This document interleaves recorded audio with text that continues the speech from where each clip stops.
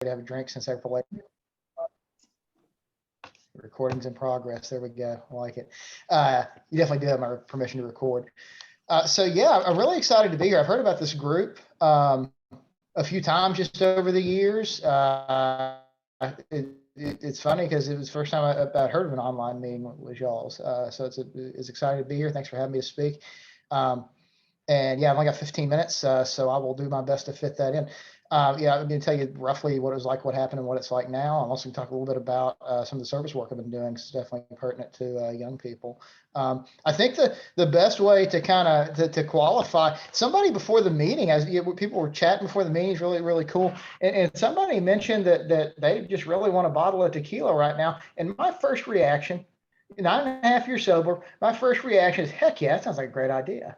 That's still where I'm at, despite everything that alcohol has cost me, and my relationship with alcohol has cost me, and despite how good my life has been the past like 9+ years, my first thought when somebody's like, yeah, let's get a bottle of tequila, like, yeah, that sounds great. No, it's awful. That's a terrible, terrible idea.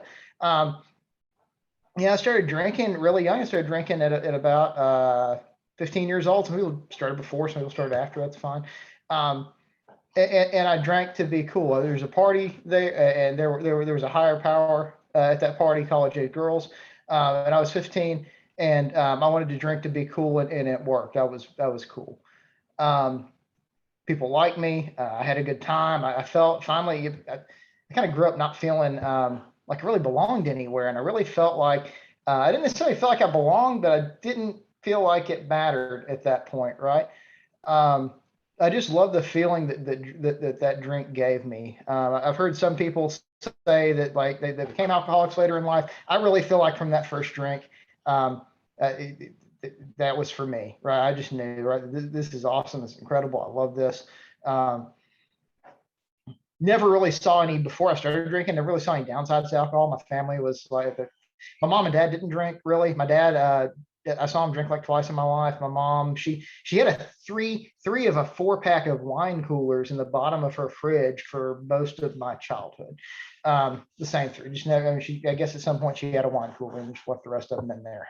So I mean, I really didn't know much about alcohol. Some of my family drank, but it was like, we'd go to parties, we'd see them drink, they'd have fun, and then we'd leave. And apparently things kind of got out of hand after that, but I never saw it.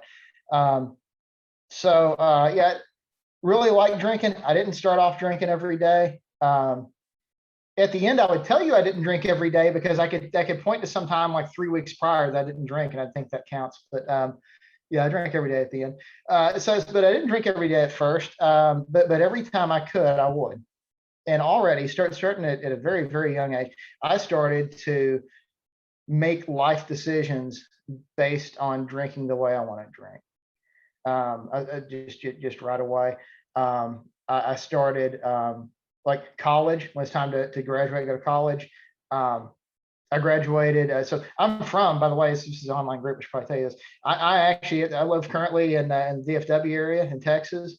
If you're ever in the area, Lanes of the Heart Colleyville is my home group. Love to have you. Yeah, I grew up in Georgia. And that's where I graduated high school. And at the time, they had single hope grant where they basically pay for your college if you go to a public institution. And there were two that there were two big institutions there, public ones. There's University of Georgia and Georgia Tech. Now I'm a computer science person. That's what I got my degree in. That's what I wanted to do. The Georgia Institute of Technology at the time had like the third or fourth best, top 10 at least, computer science program in the country. They wanted to give me a scholarship on top of this Hope Grant thing. But the University of Georgia was one of the top party schools in the country at the time I graduated, and that's where I went to school at. Go Dogs. Yeah, major life decisions just so I can drink the way I want to, right? Just saying party. I said party. I never said drink. I always said like cut loose and relax or whatever. But again, I still didn't drink every day. I just drank, when I could. And when it became more and more available, I drank more and more. When I graduated from college, I stayed in the college town and really didn't make as much as I could, just so I could stay in the college town and keep drinking like I want to. At some point, I got married. I had kids. My second kid He was born, they were both born early, but he was actually premature and had these like lung issues. And he was in the NICU for like, they tell me it's 13 days. It feels like forever, but it's like 13 days. And he almost didn't make it. They told him to do this breathing treatment thing, and they're going to do like 3 of them, and like he got 5. So it was really like I was getting ready to say goodbye, and so I get emotional to that part. And he made it though, and I was scared. I was really scared after he got out. Me knowing how I like to drink, like what if something happens? What if something happens and he needs me and I can't be there. I'm too drunk and I can't do anything about it. So I stopped drinking for a little bit because I was scared. And in my mind, I kind of equated like fear with being able to stop drinking. That was the only thing I'd found that was sufficient to keep me from drinking for any length of time. But the problem is that fear kind of wears off. You kind of stop being serious. I kind of stopped being scared after a while. So I just got back to drinking like I always did. And worse. And one thing that I found out, I didn't know this until I came into these rooms, is that it's not a strictly linear downslope, right? Like there are these little jagged edges as I drink and as my wife goes. And I keep seeing these parts that pop up and think, see, everything's okay. See, still okay. See, still okay. And it's not okay. My relationship with my wife deteriorated. My relationship with my employers deteriorated. Alcohol took a bigger and bigger part of my life up, and I had a harder and harder time kind of holding on to the stuff. So eventually things got bad enough, and I decided to quit. Not forever, because that was stupid. I was going to quit for a year, and I was so sure this was going to work. I didn't tell anybody, and I told my wife, I decided I'm not going to drink for 6 months.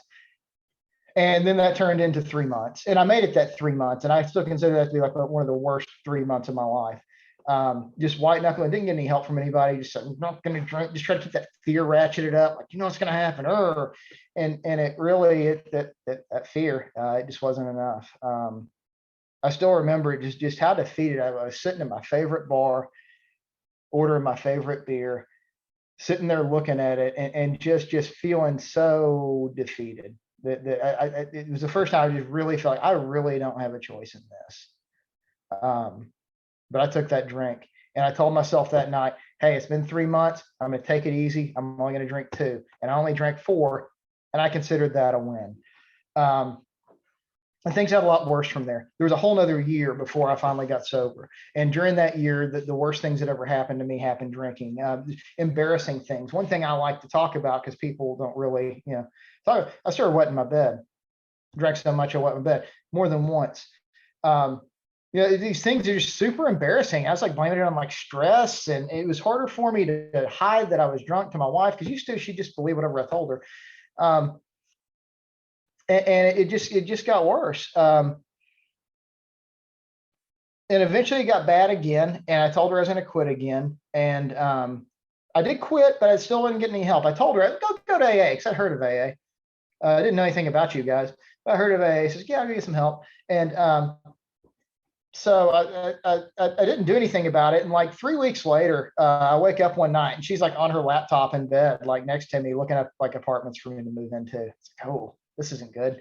So I was like, what do you want? She's like, you say you're gonna go to meetings or something. You didn't do that. You're not doing anything different. And I was like, fine. I'll go to a meeting. I looked up FortWorthAA.org. It's like, there's a meeting right there. It's 5 minutes away. It was a Saturday night. Like, this is a Sunday morning meeting. I'm gonna go there. I'll show you. That was my attitude. Fine, whatever. This is stupid. I'm gonna do it. So I showed up to this meeting, and I loved it. It was awesome. You guys are awesome. I really loved it from day one. Like, you guys were talking about things. I remember thinking, like, I don't remember much about my first meeting, but I remember like you would share stuff, and I would think to myself, like, whoa, buddy, we don't talk about that kind of stuff out loud. You don't share that with them. You keep that to yourself. But just being honest about how they felt about alcohol and about drinking and what it had done to them, and I love just hearing it and being around people that were just that honest. this guy wanted to talk to me after the meeting. I was like, yeah, that's cool. And he just, I thought he was going to interrogate me. I thought he was going to use that fear, right? I thought he was going to interrogate me and be like, yeah, you're an alcoholic. Well, I'll prove it. But he didn't do that. He just talked about him. He talked about him. I related to him. When he asked me to come back, I came back. When they asked me to get a sponsor, I got a sponsor. I started doing all this stuff because I was like, you know what? I'm not going to, because they were reading all this. They read for like ever at the beginning of these meetings. And they read this line, rarely have we seen a person fail as thoroughly followed our path. And I was like, aha, you're going to blame me if I don't do this. I'm going to do all your stupid things, do all your stupid things, everything you tell me to do. And when this doesn't work, I'm out. I'm not coming back here if this doesn't work out. And that was my attitude coming in. And you know what? That was enough. It really was. I was willing to do the things. They told me to get a sponsor, get a sponsor. Sponsor told me to do stuff, I did stuff. Called them daily. I don't know what that's all about. I kind of figured out later. We started working the steps together. We started reading through things together. He told me to write stuff down. I wrote stuff down. We read through this book. The book basically lays out what to do, and I did it. And at some point, I didn't need the fear to not drink. At some point, that because that was a big fear in my life. What if I never drink again?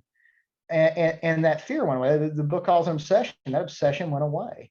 And I don't know exactly when it happened, but when it did, when I noticed, I was going miniature golf with my kids. I want to go miniature golf, and I'm there, and I'm just enjoying being there. I'm not waiting. I'm like, oh, let's get out of here so I can get a drink. I'm just having fun being there. And I had like the best miniature golf game of my life. They were like crying at the end. It was brutal, but I had a blast.